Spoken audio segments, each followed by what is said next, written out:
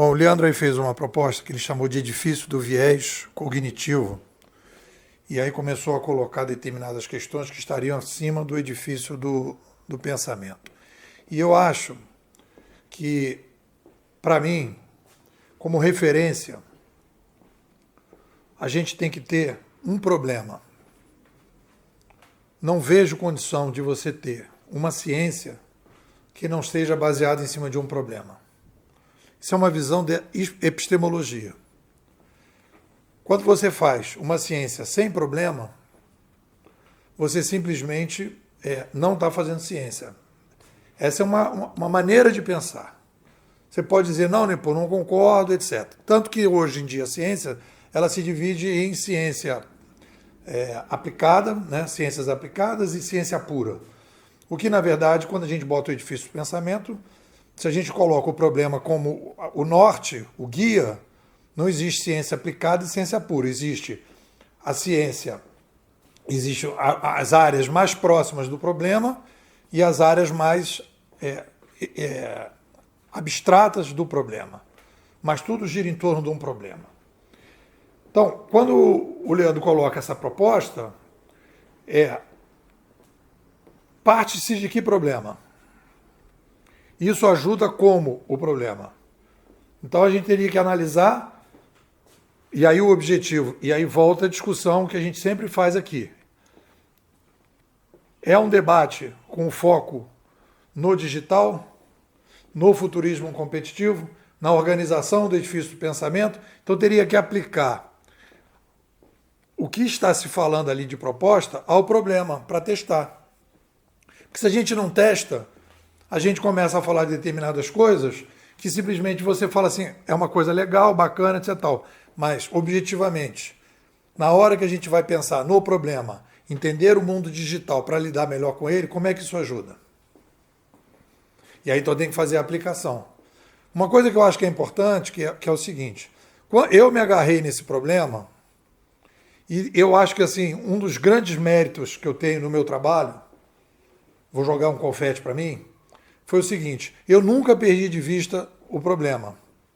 E acho que nesse mundo que a gente está entrando agora, em que está se falando em redução de Estado, né? Está se falando em Torre de Marfim, em está se questionando a tal da ciência pura, que o cara passa 30 anos no laboratório dizendo que está fazendo ciência pura e no final a ciência pura dele não ajuda ninguém a absolutamente nada. E a gente já fez essa discussão aqui, que acho que é interessante. O filósofo entrega algo para o teórico entrega algo para o metodológico, e o metodológico entrega aula para o cara do operacional, e o operacional trabalha em cima do problema. Aí você tem uma estrutura. Todo mundo está trabalhando em torno de um problema.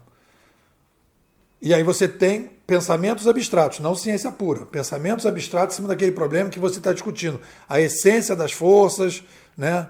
As questões mais abstratas do problema, que vai ajudar os teóricos a organizar as forças.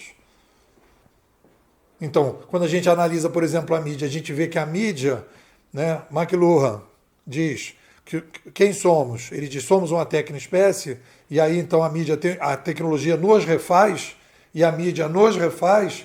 Isso é um debate filosófico, que está lá na metafísica, e aí a gente vem descendo. Então, essa ciência que vai depender menos do Estado, uma ciência uberizada, uma ciência wazerizada, ela precisa ter o cliente. Quem vai dar o norte para a ciência é o cliente.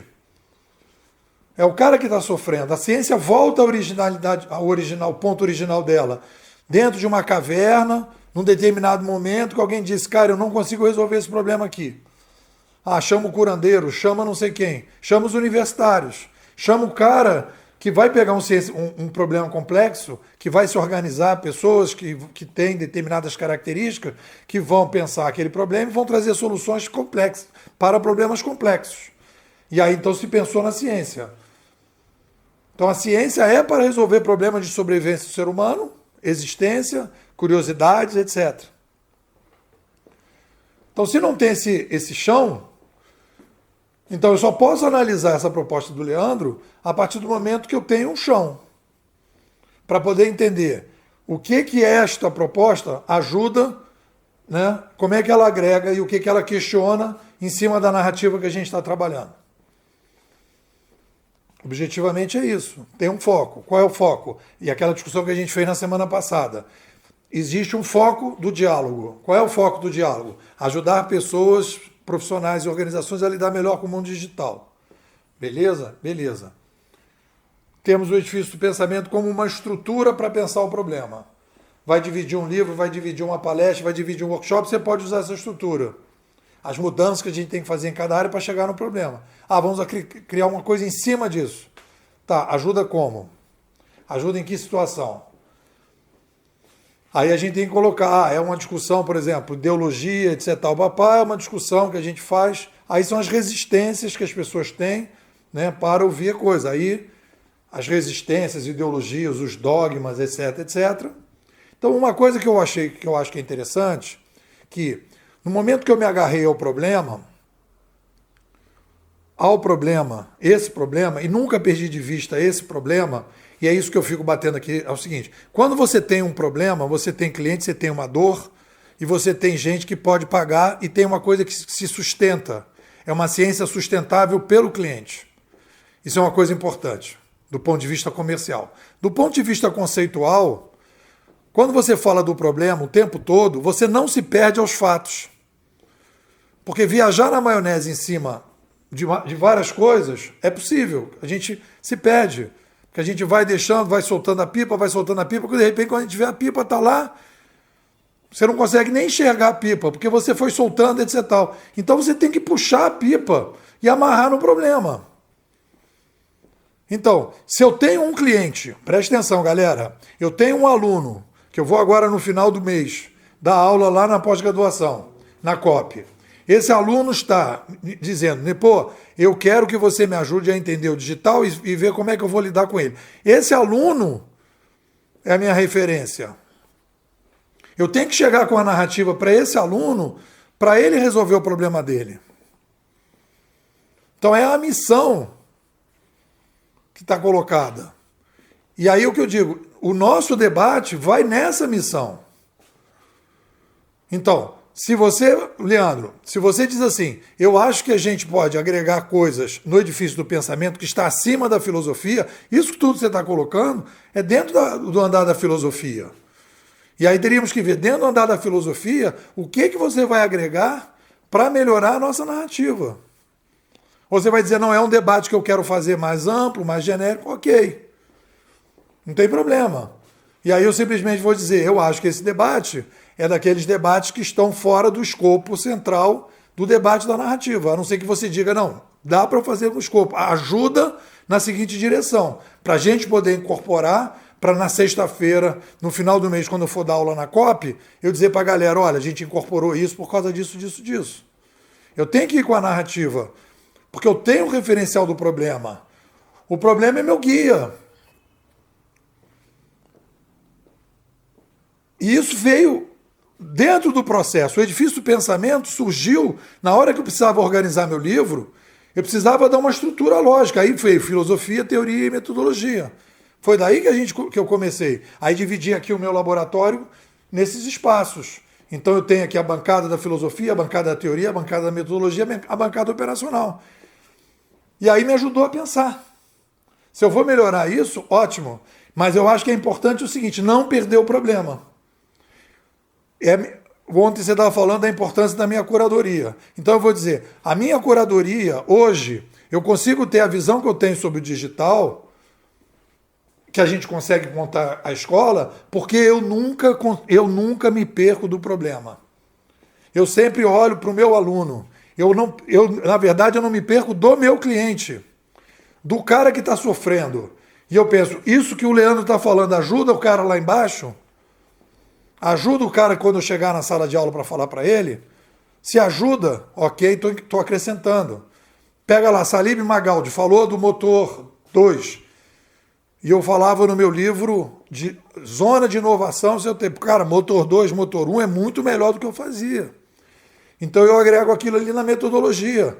Obrigado, Salib Magaldi. Vou para a sala de aula e digo, obrigado, Salib Magaldi. Harari, Revolução Cognitiva Oral. Livro Sapiens, parte 1. Revolução Cognitiva Oral. nós éramos nômades, depois viemos para as aldeias por causa disso. Aí ele chama de revolução cognitiva. Toda palestra eu falo disso. Obrigado, Harari. Apesar de eu ser o crítico radical do Harari depois do livro Sapiens, e critico o livro Sapiens várias vezes, agradeço ao Harari. Por que eu agradeço ao Harari? Porque ele está me ajudando a melhorar a minha narrativa para ajudar o meu cliente. Eu não perco de vista o meu cliente. Então aí a pergunta é, isso que você está agregando, agrega como o nosso cliente? Aí você vai dizer, não, o meu cliente é outro. Tudo bem. Mas o cliente da escola, a escola tem um foco. Qual é o cliente da escola? Pessoas, profissionais e organizações que querem lidar melhor com o mundo digital e competir no mundo digital. Nós estamos voltando à discussão da semana passada da questão do diálogo. Um diálogo tem que ter foco. Para você poder dizer, vamos fazer um diálogo. Para ter foco tem que ter um problema. As pessoas sentam para discutir um problema.